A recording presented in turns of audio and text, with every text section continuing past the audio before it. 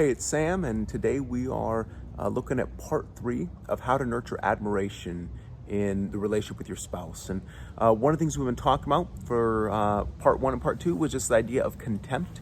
And when contempt is in our relationship, it's headed toward trouble.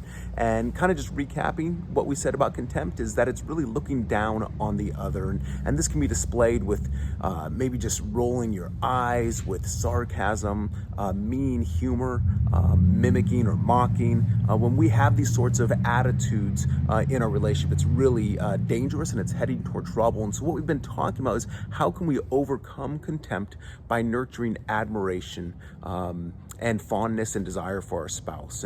And so today we want to talk about the idea of we can nurture admiration for our spouse by remembering the beginning of our relationship, looking back on what attracted us to our spouse in the beginning. I'm sitting here in my wife's quarantine garden, and her and our little boy Danny, they come out just about every single day and they pull weeds. And my wife has Danny out here and she looks for roly-polies with him, and they spend a bunch of time out here and just they have a lot of fun. She's so kind and so gentle with him. And for me, that's one of the things that was most attractive to me about my wife.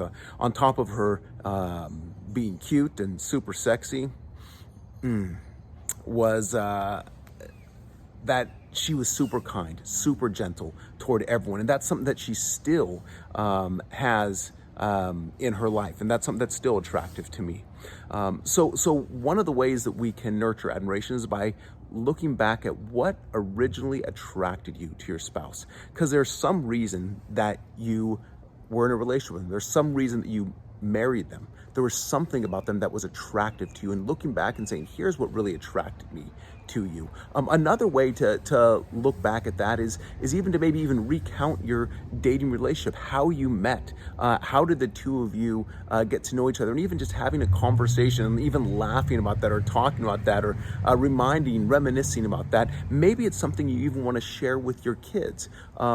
Depending on how old they are, that could be a really great idea, or it could just be a train wreck. And so I'm gonna leave that up to you to decide. But going back and reminiscing and looking at what originally attracted me to my spouse is a great way to nurture admiration. So I hope that this three-part series has been helpful for you, and we will talk to you soon.